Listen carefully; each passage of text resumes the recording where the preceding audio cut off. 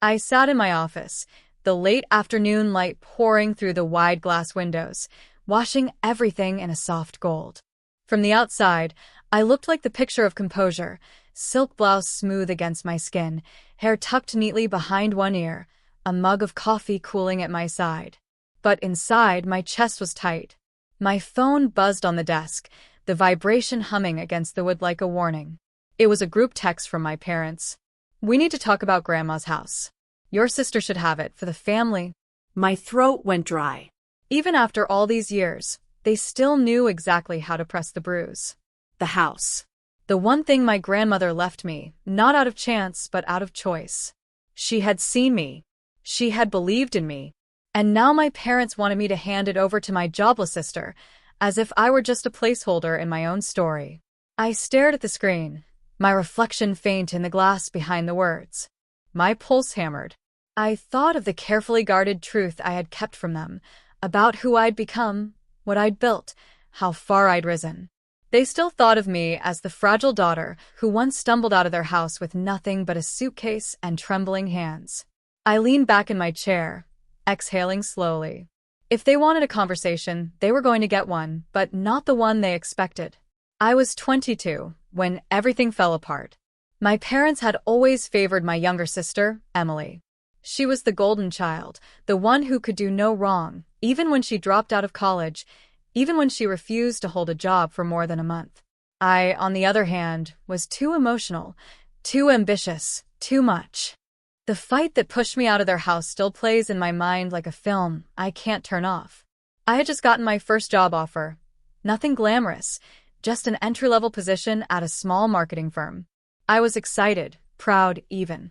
But when I told them over dinner, my father barely looked up from his plate. My mother said, "That's nice, but don't expect us to help you if you fail. You should think about moving back home if it doesn't work out. Maybe let Emily take the car, you'll manage." Her words hit harder than she knew. I felt my throat tighten, my eyes burn. "Why is it always me who has to give something up?" I asked, my voice trembling. The room went silent. My father set down his fork with a sharp clink. "Because Emily needs it more. You'll survive. You always do." My hands shook under the table. I wanted to scream, but my grandmother's voice echoed in my head, the way she used to cut my chin and whisper, "You are stronger than they know. Don't let anyone convince you otherwise." Later that night, Grandma slipped me an old key on a delicate chain. "Someday, this will be yours," she said, her eyes fierce in a way that made me believe her. "And when it is, I want you to promise me something. Don't let anyone take it away from you. Not even family." The next morning, I packed a small suitcase. My palms were sweaty, my heart racing, but I didn't look back. I walked out of that house with trembling hands, clutching the symbolic key in my pocket like it was the only anchor I had. It wasn't just a house key. It was a promise, a lifeline, the first step toward becoming someone I had never been allowed to be under their roof myself. Starting over was nothing like the movies. There were no dramatic music cues, no sudden victories. Just long nights in a tiny apartment with peeling paint and a mattress on the floor. My first paycheck barely covered rent and groceries. Some nights, I ate instant noodles and stared at the ceiling, wondering if my parents had been right, if I really wouldn't make it. But every time doubt clawed at me, I felt the weight of that key in my pocket. Grandma's promise. My promise. It reminded me I wasn't just surviving, I was building. At the marketing firm, I was the quiet girl at the back of the office, taking notes, staying late when no one else wanted to. My boss, Margaret, noticed. She was in her 50s, sharp-eyed, with a streak of silver in her hair and a voice that could cut glass. But beneath the toughness was something I hadn't expected, belief. "You've got instincts," she told me one evening after I presented a campaign idea no one else wanted to touch. "You just need to trust them." Her words stuck. She became more than a boss, she was a mentor. She pushed me when I hesitated, defended me when I doubted myself. When I worked until my eyes blurred, she brought me coffee. When I landed my first client presentation, she squeezed my shoulder and said, "Go show them who you are." The road wasn't easy. I stumbled, failed, cried in bathroom stalls where no one could see me. I fought through meetings where men twice my age talked over me. I taught myself skills on weekends, studying late into the night. And slowly, painfully, I began to win. My first client signed after weeks of back-and-forth negotiations. I remember walking home with the contract in my bag, my heart pounding like I had just climbed a mountain. That check didn't just pay bills, it gave me proof. Proof that I was capable, valuable, and worth believing in. From there, I started to build more. I took risks.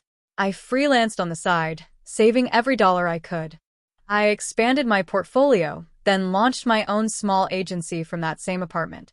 At first, it was nothing but me, a laptop, and a folding desk from a thrift store. But I poured myself into it. Success didn't come overnight, but it came. One client turned into three into 10. I learned to negotiate, to trust my instincts, to walk into a room with my shoulders back even when my knees shook. And through it all, I kept my triumphs quiet. On social media, I shared vague updates, a modest photo here and there. To my family, I was doing fine, nothing more. They never asked questions, and I never offered answers. It was easier that way. But behind the curtain of silence, I had transformed. I was no longer the trembling girl with a suitcase. I was a woman who had built something of her own, brick by brick, choice by choice. And soon, they were going to see it.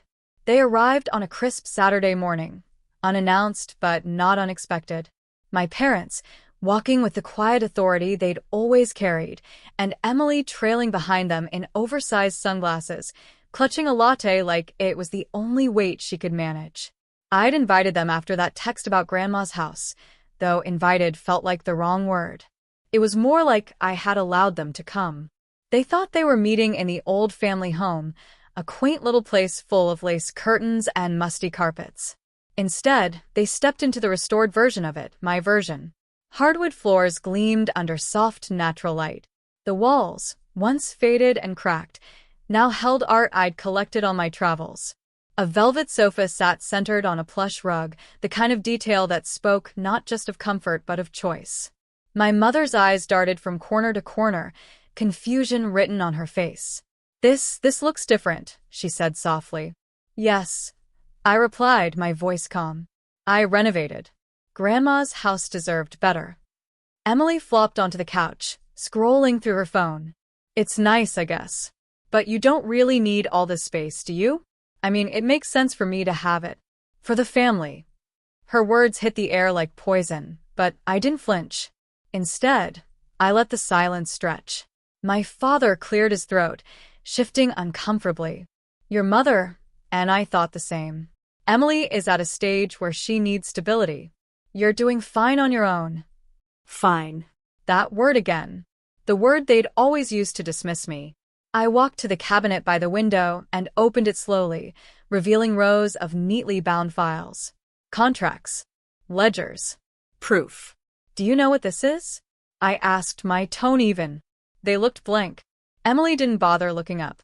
"This," I continued, pulling one out, "is my agency. My company. What started as a laptop and a folding desk is now a multi-million-dollar firm. I employ 40 people. I built it from the ground up, without your help, without your approval, without your belief." Emily's phone slipped from her hand. My mother's lips parted, but no sound came. My father leaned back as though I'd just struck him. "You're lying," Emily muttered, her voice flat. I smiled, slow and deliberate. "Am I?" I tapped the thick folder against my palm. "Check the numbers. Check the bank statements. You'll see exactly who I am now." The silence that followed was heavy, almost suffocating. My parents' expressions shifted, shock melting into something harsher, an uneasy cocktail of guilt and awe. I gestured around the room. Every inch of this house, every detail, was paid for by me. Not inherited, not handed down. Earned. Grandma gave me the key, but I gave it a future. For the first time in my life, they looked at me and didn't know what to say. No dismissive remarks, no quiet comparisons to Emily. Just stunned silence. I let them sit with it. Let them feel the weight of what they had overlooked, underestimated, ignored. My heels clicked against the floor as I walked back toward them, the sound sharp in the stillness. You came here today thinking I was still the girl who left with a suitcase. That I'd fold, that I'd give up what's mine for someone else's comfort. But you were wrong. Emily's face burned red, her mouth opening and closing like she was searching for an excuse. My mother's eyes glistened, though whether from shame or pride, I couldn't tell. My father's jaw worked, but he remained silent. I straightened, every muscle in my body steady. This house is mine. This life is mine. And from now on, you'll see me as I am, not as the daughter you underestimated, but as the woman I became. The silence after my declaration stretched like glass about to shatter. Finally, Emily broke it with a laugh that sounded more like a cough. So what? You're rich now? That doesn't mean you don't owe us. Family takes care of family. Her words almost made me pity her. Almost. I leaned forward, resting my hands on the back of the sofa she had claimed as her throne. You're right, Emily. Family does take care of family. But the way I see it, care isn't about handouts. It's about growth, accountability, change. Her eyes narrowed. What's that supposed to mean? I straightened and addressed all three of them. It means if you want my help, any help, it comes with conditions. My father bristled, his pride surfacing. Conditions? We're your parents. Yes, I said softly. And for years you taught me conditions.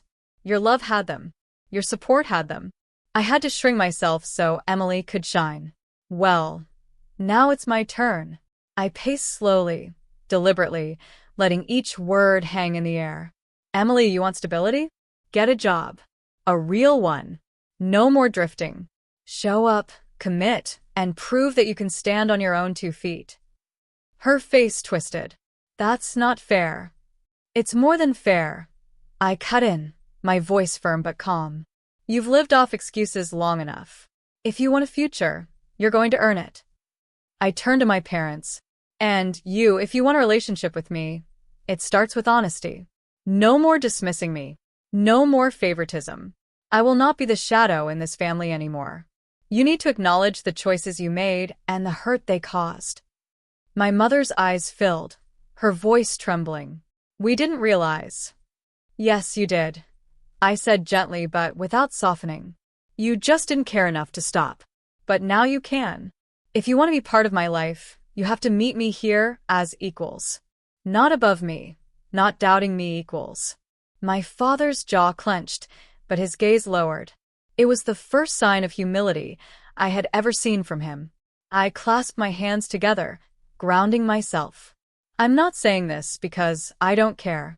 I'm saying it because I do. Because if there's going to be healing in this family, it has to start with truth and responsibility. Not with me handing over the only thing Grandma entrusted to me. The room pulsed with tension. Emily fumed. My mother wept quietly. My father stared at the floor. For once, I didn't shrink under their weight. I stood tall, steady, unshaken. This house, I said finally, will remain mine.